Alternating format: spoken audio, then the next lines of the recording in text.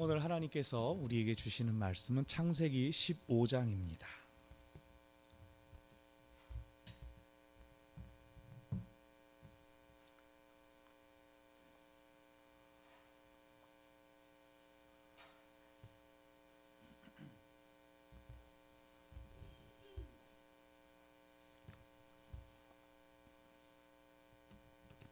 창세기 15장 1절부터 21절까지 제가 한 절, 여러분이 한 절 교독하겠습니다.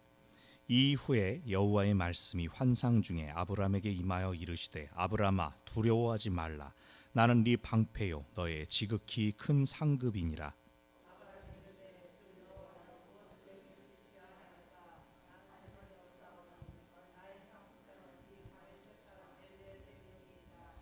아브람이 또 이르되 주께서 내게 씨를 주지 아니하셨으니 내 집에서 길린 자가 내 상속자가 될 것이니이다.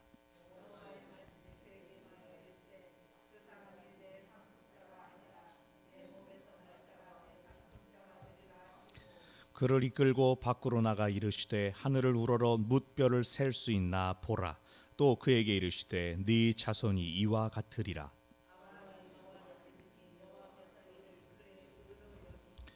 또 그에게 이르시되 나는 이 땅을 네게 주어 소유를 삼게 하려고 너를 갈대아인의 우르에서 이끌어낸 여호와니라.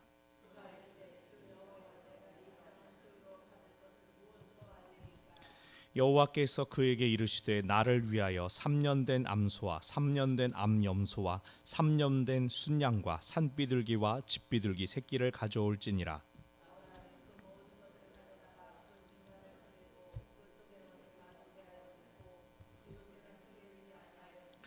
솔개가 그 사체 위에 내릴 때에는 아브람이 쫓았더라.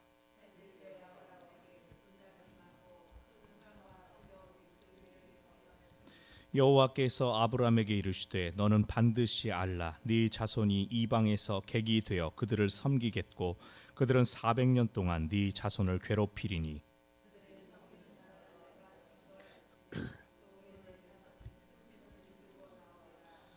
너는 장수하다가 평안히 조상에게로 돌아가 장사될 것이요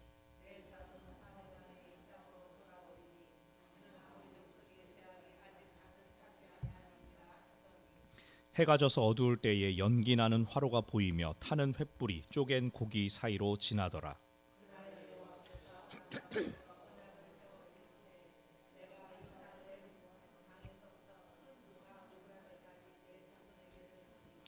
곧 겐 족속과 그니스 족속과 간몬 족속과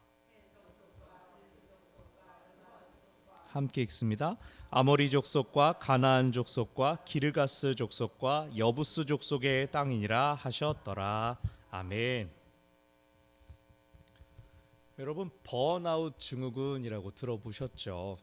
어떤 일을 하는 중에 극심한 스트레스와 피로감을 느껴서 열정과 성취감을 잃어버리는 정신적인 탈진 상태를 의미하는 말입니다. 장기적으로 계속 실패할 때, 성취감을 얻지 못할 때 이런 번아웃에 빠지기가 쉽습니다.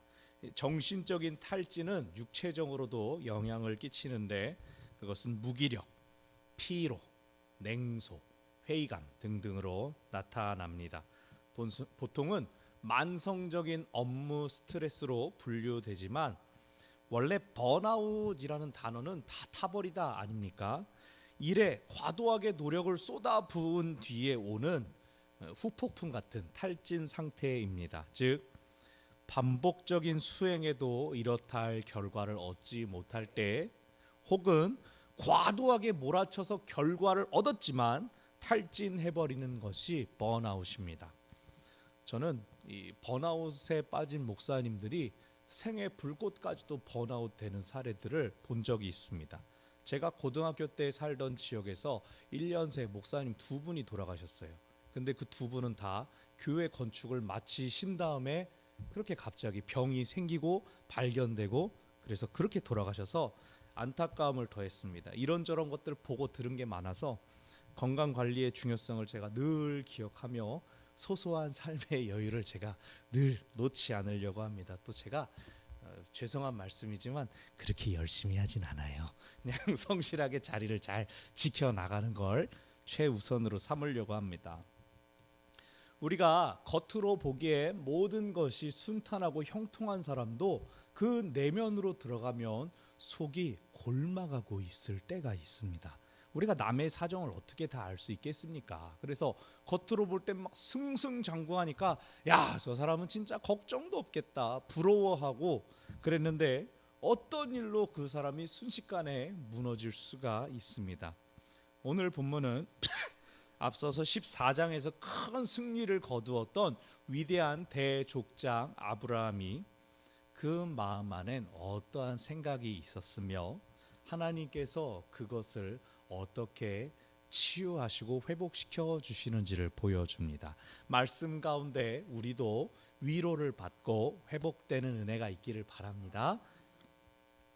자, 1절을 보면 이후에라고 나옵니다. 이 다음에 이 언급은 분명히 14장의 사건을 이야기합니다. 14장의 일이 있은 후에 지난주에 아브라함이 14장에서 무슨 일이 있었죠? 4개의 도시 연합군을 상대로 큰 승리를 거두었습니다. 제사장 멜기세덱으로부터는 축하와 축복을 받았습니다. 교만한 소돔 왕이 막 야야 사람은 돌리고 재물은 가져라 뭐 이런 식으로 말할 때 그 앞에서도 그 온유함을 잃지 않고 괜찮습니다. 우리 동맹한 사람들만 챙겨주고 내 것은 다 돌려드릴게요 라고 했습니다. 이런 훌륭한 일이 있은 후에 하나님께서 아브라함을 찾아주셨습니다. 말씀에서 뭐라고 하십니까? 1절 아브라함아 두려워하지 말라. 나는 너의 방패요 너의 지극히 큰 상급이니라. 두려워하지 말라라고 하시는 말씀으로 처음 시작하는 건 무슨 뜻일까요? 아브라함은 싸움에서 승리하고 돌아왔는데 아브라함을 향하여 잘 싸웠다. 야, 너 진짜 용감하다라고 하시는 것이 아니라 하나님의 말씀은 두려워하지 말아라. 아브라함 마음 가운데 두려움이 있었으니까요. 그러면서 하나님께서 내가 너의 방패요 상급이 되겠다라고 하시는 것은 14장 20절에서 멜기세덱이 이렇게 말했습니다. 너희 대적을 네 손에 붙이신 지극히 높으신 하나님. 멜기세덱이 하나님 그렇게 높으시다. 하나님이 너의 싸움을 싸우게 이기게 하셨다라고 고백한 것을 하나님께서 너 생각나니? 멜기세덱이 그렇게 나에 대해 얘기했다. 너 네 몫의 전리품을 다 돌려줬지? 내가 너의 상급이다 라고 말씀하여 주십니다. 그런데 아브라함이 왜 두려워하는 걸까요?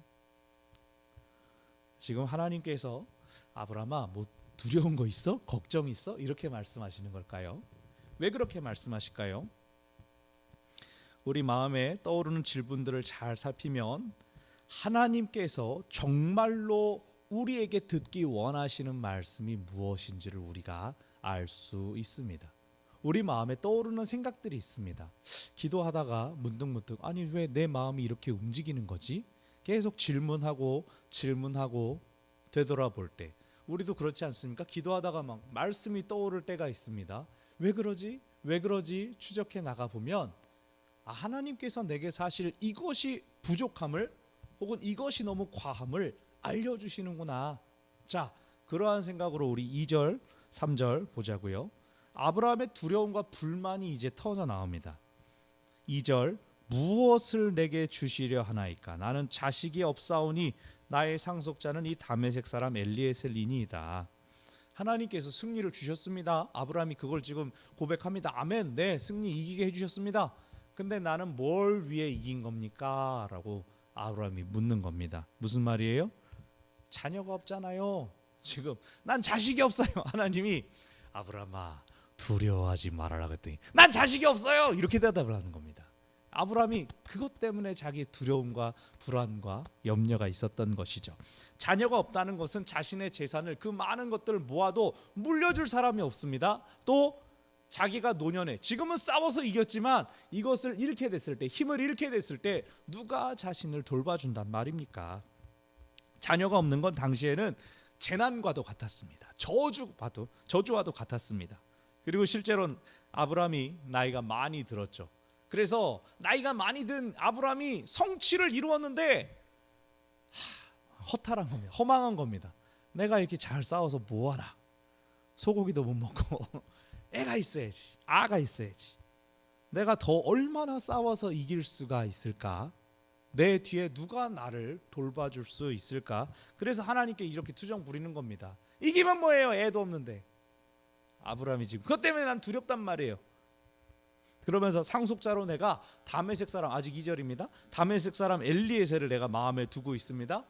이 사람을 정확히 이 사람이 몸종이다라는 표현은 나오지 않습니다. 이후에 24장 가면 아브라함의 아주 오래된 종이 나오는데 또 그 종의 이름을 엘리에셀이라고 밝히진 않습니다.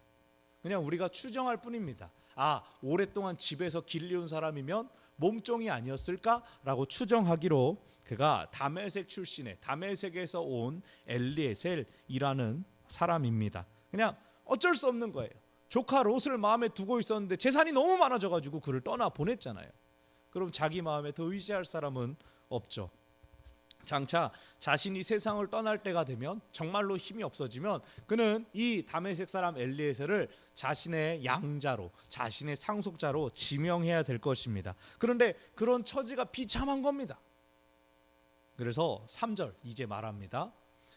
주께서 내게 씨를 주지 아니하셨지 않습니까?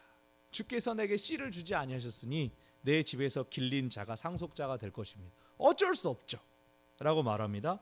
아브라함이 분명히 말한 겁니다. 하나님이 나에게 후사를 주지 않으셨습니다. 무엇을 위한 승리입니까? 무엇을 위한 부입니까?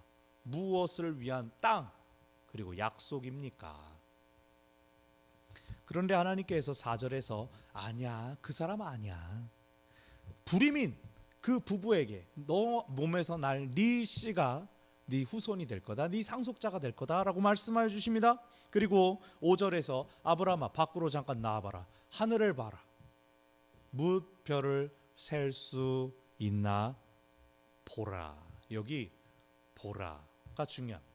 여러분 펜이 있으시면 성경에다가 보라에다 동글뱅이를 딱 치십시오. 보라 그러면 하늘 쓱 보는 게 아닙니다. 잘 봐라. 오랫동안 하늘을 잘 주목해서 봐라. 하늘에 무엇이 보이냐? 하늘에 저 별들 세어봐라. 3초 준다. 이게 아니라 하나님이 그냥 하늘 쭉 봐봐. 내버려 두시는, 오래 응시하도록 자세히 보도록 하십니다. 보라. 하나님은 나의 약속은 한순간에 판단할 수 있는 것이 아니라고 하십니다. 보라. 오래록 살펴봐라. 아브라함은 내가 나이가 들었습니다. 막 조급합니다. 빨리 무슨 이렇게 해라라고 알려주시든가 인정해 주시든가 하십시오. 근데 하나님께는 시간이 더 있습니다. 하나님께 아직 더 여유가 있습니다. 왜요? 하나님이 시간의 주관자이시니까요. 하나님이 온 땅의 주인이시니까요. 사람의 수명이 하나님의 손에 달려 있으니까요. 우리가 한치 앞을 알 수 없으니까 불안하고 염려하고 걱정하고 못해요, 안 돼요 그러는데 하나님은 상관없다는 거예요. 보라. 조급한 우리에게 브레이크를 걸어주십니다. 보라. 우리의 조급함은 우리의 생각, 우리의 예상으로부터 나옵니다. 한치 앞을 알 수 없는 우리 생각 때문에 우리가 조급해지고 불안해집니다. 시간이 흐르고 났을 때 아이고 내가 그때 이랬으면 큰일 날 뻔했다 생각한 적 있잖아요. 물론 이렇게 했었으면 조금 달랐겠다, 좋았겠다라는 아쉬움도 있지만 반대의 경우도 있습니다. 우리가 그때 내 마음대로 하지 않아서 다행이다라고 생각되는 것들이 분명히 있습니다. 우리가 우리의 생각 때문에 스스로를 몰아붙입니다. 그래서 우리의 생각한 것 때문에, 기대한 것 때문에 우리 스스로가 번아웃에 빠지는 일들이 일어납니다. 근데 하나님이 말씀하시는 거예요. 보라. 자세히 오래 보라. 별을 바라보는 아브라함에게 네 자손이 이와 같을 것이다 말씀하십니다. 이 말씀을 들은 아브라함이 뭐라고 대답합니까? 그래요. 아멘이라고 했을 것 같아요. 6절에서 아브라함이 여호와를 믿었다. 이 문장이 없으면 네 자손이 이와 같으리라. 그리고 6절이 없었으면 아브라함이 어떤 식으로 대답했을지 우리는 상상할 수 없어요. 아마 아브라함은 부정적으로 생각했을지 몰라요. 우리 생각에. 그러나 아브라함은 다른 말이 없었습니다. 속으로 아멘 했을 거예요. 아멘 시대가 아니지만 여호와를 믿었답니다. 약속을 믿었답니다. 그러니까 더 이상 그렇군요 그랬답니다. 하나님의 말씀을 받아들였기 때문에 그는 더 이상 다른 말을 할 필요가 없었습니다. 이것은 우리 모두가 하나님께 어떻게 반응해야 될지를 보여주는 아주 모범적인 모습입니다. 때로 우리는 하나님께 말이 너무 많습니다. 하나님 근데요로 시작하는 말이 제일 많습니다. 우리를 하나님이 제일 잘 아실 텐데, 하나님이 우리를 지어놓으시고 하나님이 우리의 모든 상황을 허락하신 분인데 그분 앞에 우리의 사연을 구구절절 늘어놓고 있습니다. 하나님 근데요, 이건 이렇고요, 저건 저렇고요. 하나님한테 설명하는 일이 많습니다. 물론 힘들 때 우리의 마음을 토로할 수 있죠. 하나님 다 들으시고 용납하시죠. 그러나 어떤 경우에는 결단하기 싫어서 하나님의 부르심에 주저되는 마음 때문에 근데요, 난 이거 못해요, 이거 부족해요, 난 너무 늦었어요, 필요한 것 그리고 하나님 일 못하는 이유에 대해서는 하루가 부족할 정도로 우리가 부르짖지 않습니까? 뭐라고 부르짖습니까? 싫어요, 못해요, 안 돼요. 오늘 새벽에 즐거이 여호와께 소리칠지어다 그러면 예 하나님 감사합니다 그러는데, 하나님 너 나랑 일 좀 하자 그러면 안 돼요 소리는 지르는데 내 하고 싶은 소리. 오늘 말씀 보십시오. 6절 아브라함이 여호와를 믿으니 여호와께서 이를 그의 의로 여기셨다. 일반적으로 의로 인정을 받는 것은 그가 어떤 행동을 할 때 그가 의롭다고 여김을 받습니다. 죄는 의롭지 않은 행동을 하는 거예요. 잘못을 저지르는 거예요. 의로운 것은 의로운 행위로, 행실로 인정받는 것입니다. 예를 들어 노아가 왜 의로운 사람이었습니까? 하나님의 말씀에 순종해서 방주를 지었기 때문입니다. 그가 하나님의 부르심에 순종했기 때문에, 응답하고 움직였기 때문에 그가 의인이 될 수가 있었습니다. 여기서 근데 아브라함은 하나님이 말씀하셨을 때 뭔가를 하지 않고 믿었다. 의인이다 라고 인정받습니다. 여기 아브라함이 대단한 건 뭡니까? 자신의 삶을 오래오래 살았습니다. 그러면서 자신의 뜻과 의지가 관철되지 않는 것들을 봤습니다. 자신의 예상과 기대들이 무너지는 것을 수도 없이 겪었습니다. 뭐요? 후사가 생기지 않잖아요. 그가 무엇보다 바라고 가장 간절했던 겁니다. 그것이 이루어지지 않았는데, 그런 그에게 찾아오신 하나님께서 야, 저 별 봐라, 너의 자손이 저만큼 많아질 거다라고 말씀해 주시니까 아브라함이 그냥 그걸 믿습니다. 지나온 자신의 삶의 궤적들을 내가 얼마나 노력했는데 하는 것들도 그냥 다 내려놓습니다. 그럼 믿어야지요. 앞서서 2절에서는 뭐라 그랬습니까? 뭘 주시려고요? 애를 주셔야지. 뭘 주시려고요? 그랬던 아브라함이 성숙했습니다. 왜요? 하나님이 약속을 주셨기 때문입니다. 보라 7절에서 다시 하나님께서 두 번째로 하나님께서 말씀하십니다. 나는 이 땅을 네게 주려고 너를 우르에서 이끌어냈다. 사실 갈대아 우르에서는 아버지 데라가 부름을 받고 하란까지 왔습니다. 아브라함은 하란 땅에서 하나님께 부름을 받아서 내려왔는데, 하나님은 그냥 다 소급해서 내가 우르에서부터 너를 여기까지 인도했다 말씀하십니다. 하나님의 사명은요, 우리에게 처음부터 직접적으로 주어지지 않는다 하더라도 우리가 하나님의 길 위에 있다면 우린 자연스럽게 하나님의 여정에 동참하게 됩니다. 여러분 이것을 기억하시기 바랍니다. 제가 우리 교회 온 지 이제 3달 지났습니다. 그런데 백운제일교회를 향한 하나님의 뜻에 이미 동참해가지고 여러분 같이 갑시다 라고 제가 설교하면서 여러분 같이 우리가 아멘 하고 있지 않습니까? 저의 지나간 궤적들이 하나님께서 쓰시고자 하는 그 여정 위에 있었기 때문에, 여러분의 각각의 여정들이 하나님께서 쓰시고자 하는 여정 위에 있었기 때문에 우리가 그 여정 위에서 합쳐지고 만나진 것입니다. 이제 저희 각자가 경험하고 만났던 그 하나님께서 지금도 동일하게 우리 교회 안에서, 우리 공동체 안에서 일하시고 앞으로도 그리 하실 겁니다. 제가 그래서 여러분과 함께 이 길을 가게 된 게 얼마나 기쁜지 몰라요. 너무 기쁩니다. 너무 감사합니다. 할렐루야! 막 소리를 치고 싶은 이 하나님의 말씀에 7절 말씀에 8절에서 아브라함이 무엇으로 알리까? 라고 이야기합니다. 이 말은 하나님께서 이 땅을 주신다는 증거 있어요? 라고 물어보는 겁니다. 조금 불경한 것처럼 제가 표현을 했는데 사실은 하나님 징표를 주십시오. 표징을 주십시오. 말로 하는 약속이 아니라 제가 그걸 딱 볼 때마다 하나님께서 맞아 약속하셨지라고 떠올릴 수 있는 확실한 표시를 주십시오라고 요구합니다. 이 시대에는 이것이 어색하거나 낯선 것이 아닙니다. 여기 약속의 징표 가장 유명한 게 뭘까요? 창세기 9장에서 내가 다시는 세상을 멸하지 않겠다. 그 약속의 징표로 하늘에 무지개를 띄워놓겠다. 무지개를 볼 때마다 나의 약속을 기억해라 라고 하셨지 않습니까? 아브라함이 그래서 적극적인 표징을 구합니다. 그래 하나님 수고하세요. 이렇게 끝나지 않고 그 표징을 주십시오. 내가 그걸 분명히 믿겠습니다. 붙잡겠습니다. 아브라함이 또 성장해 있는 겁니다. 그리고 이제 다른 본문에서 나타나지 않는 다른 제사 본문에서 나오지 않는 아주 독특한 제의가 진행됩니다. 하나님께서 아브라함에게 9절 3년 된 암소, 3년 된 암염소, 3년이란 숫자를 계속해서 강조하면서 이 3살 된 짐승들을 데려오라 라고 합니다. 그런데 나중에 율법을 보면 알겠지만 그냥 초태생 이런 표현, 처음 난 것 이런 표현이 있고 끼케야 7년 된 이런 정도는 있는데 3년 된이라고 하나님께서 요구하시는 적이 없습니다. 자, 또 이어서 11절을 보면 아브라함이 재물을 펼쳐놨는데 솔개가 하늘에서 매가 내려와서 그 시체를 가져가려고 하는 거예요. 그래서 아브라함이 그 재물을 지켜야 했어요. 여러분 이런 기사를 본 적이 있습니까? 이런 일 없습니다.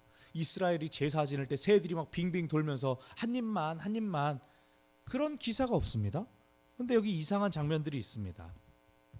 12절 제사가 밤늦게까지 진행되자 아브라함이 잡니다. 피곤해서. 이것은 이러한 표징들은 이러한 모습들은 아브라함의 제사가 일반적인 것과는 다르다. 즉 그가 하나님께 표징을 요구한 것처럼 하나님께서 그에게 상징적인 신비한 제의를 겪게 하신 것을 보여줍니다. 그러면서 13절부터 16절까지 하나님께서 길게 말씀하여 주십니다. 고대 근동 문학에서는 신탁, 하나님께서 주시는 약속, 신적인 전언이 주어집니다. 13절 후반 이방에서 객이 될 것이다. 400년 동안 그들을 섬기고 14절 하나님께서 그 나라를 벌하시고 큰 재물을 이끌고 나와서 16절 4대 만에 이 땅으로 돌아올 것이다. 여기 뭘 말하는 겁니까? 지금 출애굽 사건을 하나님께서 아브라함에게 말씀하여 주고 계신 것입니다. 13절에 400년이라는 숫자가 나옵니다. 400년 동안 네 자손을 괴롭힐 것이다. 그리고 16절에 4대가 나옵니다. 이것은 한 대를 100년씩으로 지금 보고 있는 겁니다. 즉 앞에 왜 3살짜리 짐승이 나왔냐? 앞에 3대 동안은 그들에 의해서 핍박당할 것이다. 그들을 섬기는 기간을 3대로 치는 겁니다. 4대째 400년째 해에는 이제 풀려나게 될 것이라는 거죠.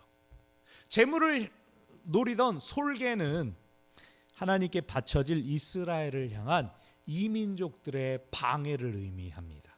이방 민족들이 얼마나 이스라엘을 넘어뜨리려고 막 회방을 놓았어요. 근데 아브라함이 그걸 지키려고 막 팔을 접고 난리를 했죠.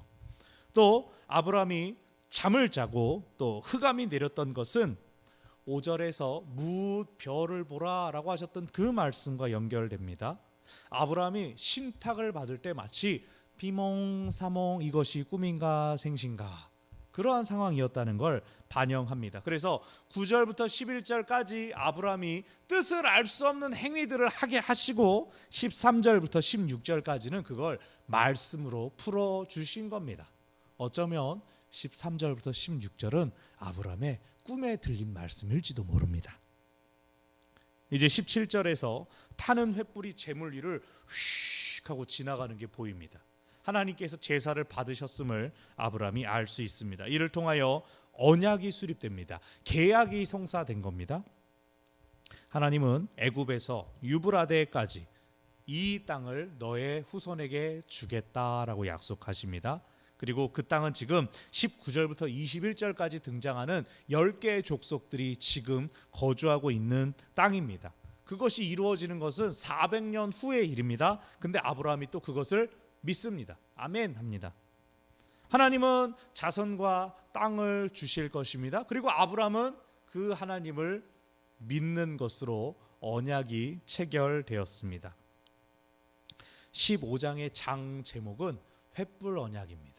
창세기 25장 횃불 언약. 하나님과 아브라함이 언약을 맺으면서 하나님께서 언약으로 우리로 치면 도장을 꿍 찍어주신 겁니다.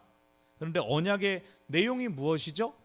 그리고 언약 당사자 간에 누가 갑이고 누가 을입니까? 하나님이 갑인데, 물론 갑과 을은 이쪽 놓고 저쪽 놓기 나름이지만, 하나님이 갑인데 갑이신 하나님이 내가 땅을 주고 너에게 자손을 주겠다라고 약속하십니다.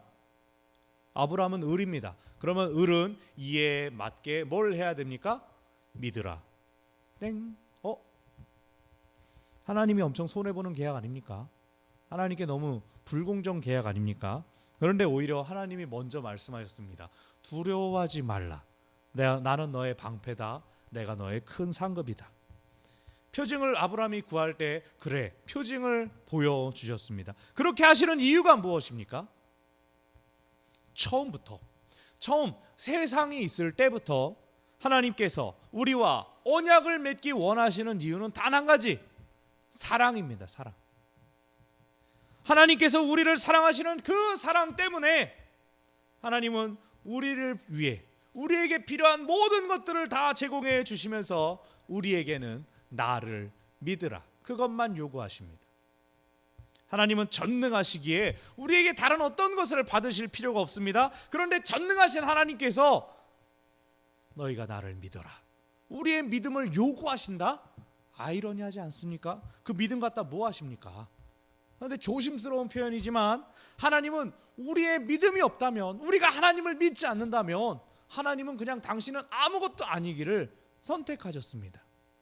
세상을 지으시고 다시 관역한 죄악으로 인해 세상을 홍수로 멸하시고 방주로 구원하신 하나님께서 역사, 그 시기를 알 수 없는 긴 시간 동안 사람들에게는 아무것도 아닌, 사람들이 찾지 않는, 알려지지 않는 그러한 상태로 계시다가 아브라함이 부름에 응답했습니다. 그리고 아브라함이 이제 하나님과 언약을 맺었습니다. 아브라함과 언약을 맺었는데 그 이후에 이스라엘 역사가 어떻습니까? 그들은 끊임없이 하나님을 배신하고 하나님을 반역합니다. 차라리 애굽으로 돌아갈 거야, 하나님 어디 계시냐고 다른 신을 섬기기를 수도 없이 반복합니다. 그런데 하나님은 참으시고 또 참으십니다. 이스라엘 민족이 멸망당하여 완전히 실패했다고 여겨지던 그 후에도 하나님은 믿음의 사람들을 계속해서 일으키시고 독려하셨습니다. 하나님은 사람들에게 모든 것을 주고 또 주시면서 심지어는 자기 자신을, 당신의 아들을 세상에 보내셨습니다.